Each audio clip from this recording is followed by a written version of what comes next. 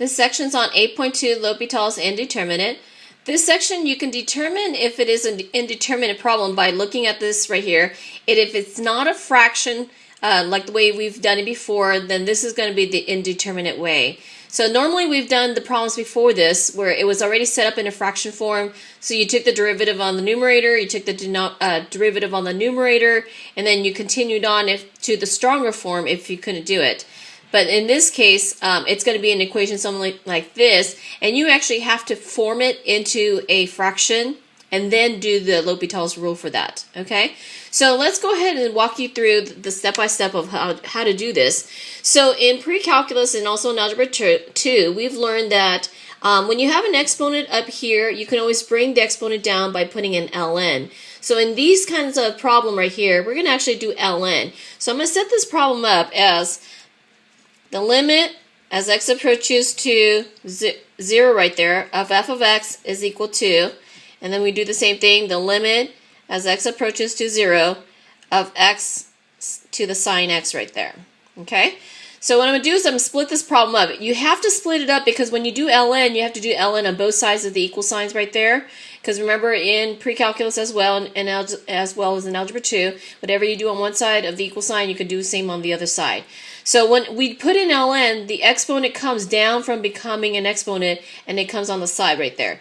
So I'm going to set this right here as ln, on this side right here, the limit as x approaches to 0 of f of x right there. And then on this side, we're going to do ln as well. So I'm going to go ahead and do a limit as x approaches to 0. And then we're going to put an ln. I'm going to put a little bit inwards because I'm going to put the sign right there in front of that. So we're going to go sine x right here. And then we're going to leave as ln x right there. Okay? So now from here, what you have to do is you have to force this equation to become a fraction. Because I need a fraction in order to do L'Hopital's. So here's where the practice comes in and the little trick. Whatever was usually the exponent right there, you probably want to bring this down as a denominator right here. So in this case, I'm going to continue on the ln as x approaches to 0. We have as ln x right there, and I'm going to go 1 over sine x. Now here's the problem. If I have 1 over sine x, if I multiply the reciprocal of this, right, it comes back up and actually becomes this right here. So with practice, you're going to find pretty much if it's something like this, we can always do 1 over whatever that number is or the variable is right there, and that will force it to make it into a fraction form right there. Okay, so now I'm ready to do the L'Hopital's because now I have a fraction. I have an ln x on the numerator and I have 1 over sine x as the denominator right here. But before we do that, I think this is a trig identity right here. So let's switch that up as a trig identity. So I have then as the limit as x approaches to 0 of ln x all over cosecant x, right? Because that's the trig identity right there. Okay, now let's take the derivative. So the derivative is ln the limit as x approaches to 0. And then the derivative ln is 1 over x, right? And then all over derivative cosecant is negative cosecant x cotangent x. Okay, so that's my derivative right there. So I'm going to try to simplify this right here, see if I can do anything in that on the trig identity right there. Because if I substitute in 0 right away, right now, that's going to cause a problem because I have as 1 over 0, that's undefined right there. So hopefully through this simplifying right there, it will work out better for us. So I have as then the limit as x approaches to 0, 1 over x all over, and then let's see, the cosecant becomes 1 over sine x, right? Cotangent is cosine x over sine x. So then I have then as the limit as x approaches to 0 of 1 over x all over, right? And then we're going to simplify that. So that becomes what? Negative cosine x all over sine squared x, right? So sine squared x right there. Okay, so I'm going to multiply this right here, the fraction, the reciprocal of that, simplify that, do all that stuff right there. So I'm continuing on. The limit as x approaches to 0. And so if this goes up, the numerator becomes now sine x, sine squared x, all over the denominator. I'm going to throw this negative up on the top as well. And so we have as a denominator is x times cosine x right there, right? Because this right here, if I multiply the reciprocal, the cosine becomes a denominator with this part right here as the x, okay? So now this right here, if I substitute in 0 right here, I'm going to have 0, and I have cosine of 0, which is 1, right? So this is 0 times 1, which is 0. So that's still a problem right there because I can't have a 0 as a denominator. The rules for L'Hopital still applies.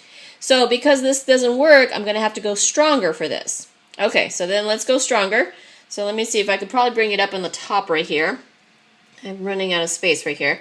So I'm going to rewrite this as the limit as x approaches to 0 right there. And then I'm just going to rewrite the problem so we can see that. So sine squared x all over x times cosine x right there. Okay, so let's go stronger, which means I need to do another derivative right there. So this is the same thing as saying negative, right, sine x out here to the square power right there. So I'm going to have to use my chain for that one right there. Okay, so the derivative of that becomes negative 2 sine x, and then for the inside part of it, derivative of sine x becomes what? Cosine x, so that's cosine x. And then the denominator right there, that's a uv problem right there. So we're going to have to do a uv. So here's my u, derivative of v, derivative of cosine is negative sine x, plus, and then cosine x, derivative of v, which is 1 right there. Okay, so that's it. So again, this is the limit as x approaches to 0. Okay, so this was the stronger right there. So now let's substitute in 0, and hopefully things will work out. So I have is then negative 2, sine of 0 is 0, cosine of 0 is 1, right? All over, this is going to be what, negative 0 times sine of 0, which is 0, oops, and then plus cosine of 0, which is 1. So which is okay so far, because even though this is all 0 right here, and this is 0 right here, we have is then 0 over 1, which is still legal, because then that equals to 0 right there, okay? As long as we don't have a 0 as a denominator, so we're good. So this is 0 right there. So I'm done actually on that left-hand side, or I'm sorry, the right-hand side of this. But I still have, if you remember from here, I still have is this ln right here. So I have to actually bring this ln over onto the other side of the equal sign. So our final product then becomes, let me just rewrite that then, the ln of the limit as x approaches to 0 of f of x, and we said all of that after figuring that out came out to 0 right there. So now this right here is going to come over to the other side of the equal sign. So now we have is the limit as x approaches to 0 of f of x is equal to, and ln coming over on the other side of the equal sign turns into e, right? So it's e to the 0, and so anything to the 0 power is 1 right there. So a final answer, the limit as x approaches to 0 of f of x is equal to 1. Okay, so that's one practice right there. So let me walk you through to this problem. So I have is the x to the sine x right there. I want to bring the exponent down, so we do ln on both sides. So that's how we introduce the ln right here, and I did the ln right here. So I'm going to push it a little bit inside because this is going to come down from becoming an exponent right there. So whatever usually is in the exponent form right there, make that as a denominator and force it into a fraction form right here. So we forced it into a fraction right there, and then from there, I wanted to change that trig identity, so cosecant right there. And then from there, we're able to do our first L'Hopital's rule, which is then the derivative of ln x, which is 1 over x. Derivative cosecant is negative cosecant cotangent. And then from there, I try to simplify. So this right here becomes 1 over sine x, which is the cosecant part of it. The cotangent we said was cosine over sine. From there, I can simplify that this becomes a negative cosine right there on the top on the numerator. And this right here is sine squared because it's sine times sine right there. If I multiply the reciprocal of that, that simplifies it for us right here. So the numerator now becomes negative sine squared x, and then denominator is x times cosine x right there, right? Oops, right, x times cosine x right there. So now from here, if I can substitute in 0, I'd be done with this problem. But unfortunately, 0 right there on that denominator, this is going to cause a problem right there, so I have to go stronger. So then from here, I took it right here, and I did the second derivative, the stronger form. So then I took the derivative of the numerator right there, took the derivative of the denominator, which required a uv right there, right? And then from there, I substitute in 0. So when I substitute in 0, it worked out okay because of this guy right here. This was the saving grace right there. So that was the 1 right there. So 0 over 1 gives us 0. And then I have to bring the ln, which was the original problem that we did on the other side, over onto the other side of the equal sign, which makes it into an e. And then this becomes e to the 0, which then equals to 1. So that's your final product. Okay? So let me give you another example right here, because I know this is going to require some practice. But another type of problem is going to be just a fraction form right here. Because we're going to have to find common denominator, and it's going to get a little messy, but we're just going to have to work with it. So the first part is the limit as x approaches to 0 of f of x. We're going to just set this equation up right there. And I'm going to rewrite this right here, the limit as x approaches to 0 of 1 plus 1 over x to the exponent right there. Okay? So to bring this exponent down, we have to ln on both sides. So we have to go ln of the limit as x approaches to 0 of f of x right here is equal to the limit as x approaches to 0. And then we're going to put in the ln. So I'm going to bring the x down right here. So I'm going to put in x first right here and then go ln parentheses 1 plus 1 over x right there. Okay? So this is the one that's going to go forcing down this as a denominator right there. So we're going to go ln, the limit as x approaches to 0, and then ln of 1 plus 1 over x all over 1 over x, right? Because if I multiply the reciprocal of 1 over x, it comes back up, and it's going to be just like this right here. Okay? So now from here, let's see, we're going to have to probably take the derivative, right? So let's take the derivative of this piece right here. So the derivative of that becomes the limit as x approaches to 0. So the derivative of ln is 1 over, right, all of this part right there, so 1 plus 1 over x, that's just the derivative times, and this is requiring the chain right here. So it's just basically this one right here that requires the chain because obviously derivative 1 is 0. So this right here is the same thing as x to a negative 1, right? So if I take the derivative of this comes down, becomes a negative 1, x to a negative 2. But I'm going to write it as a fraction form because everything works well as fraction. Remember, fractions are your friends right there, okay? So that becomes this instead right there. So again, this is just the numerator part of it right there.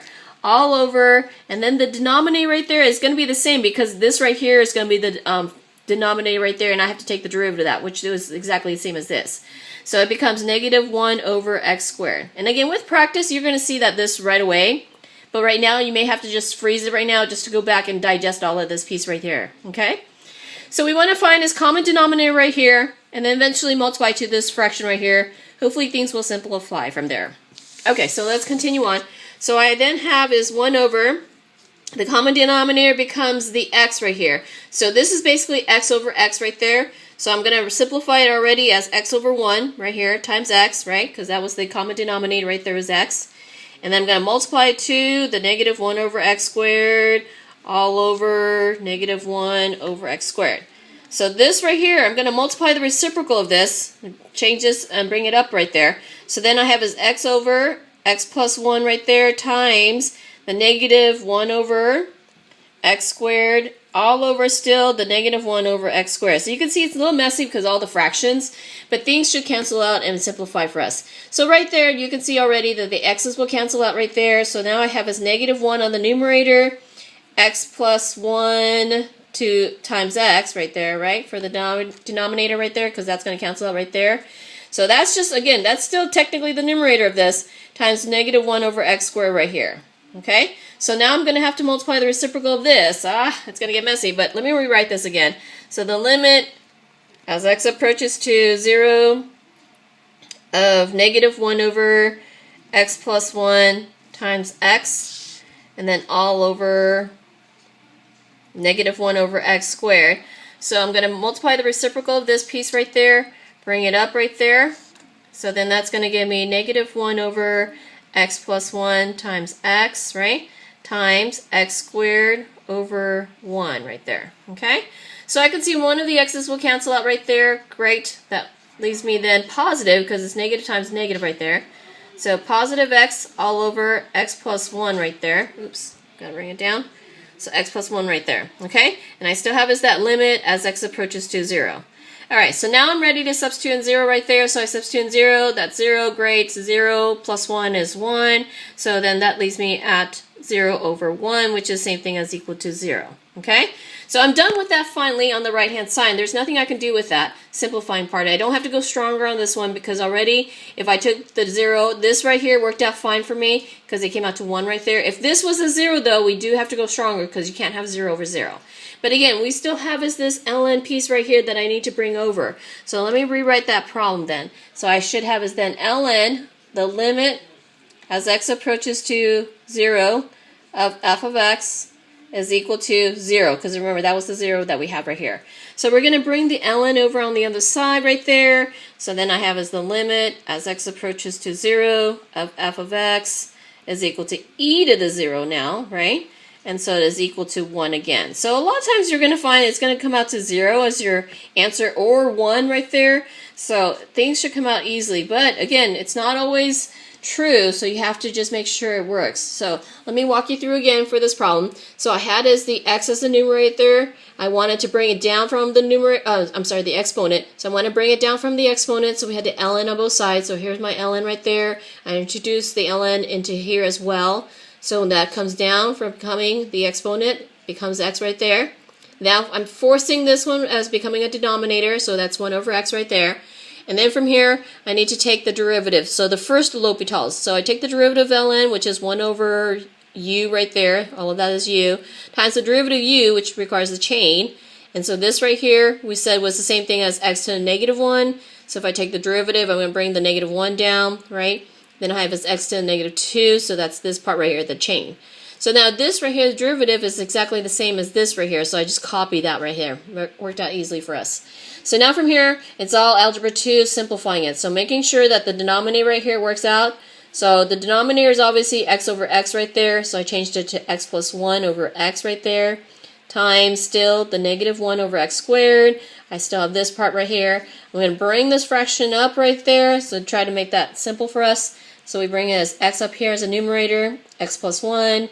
Negative 1 over x squared still remains. This right here we can cancel out right there or reduce.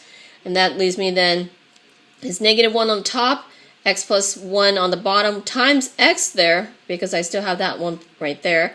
And then this right here is the denominator for that piece right there. So again, we still have fraction over fraction, so we need to simplify that. We're going to have to bring this one up right here. So that's what we did over here on this side right here. I brought it up, and then that multiplied it to here. So it cancels out one of the x's right there for us, leaving us then positive x over x plus 1.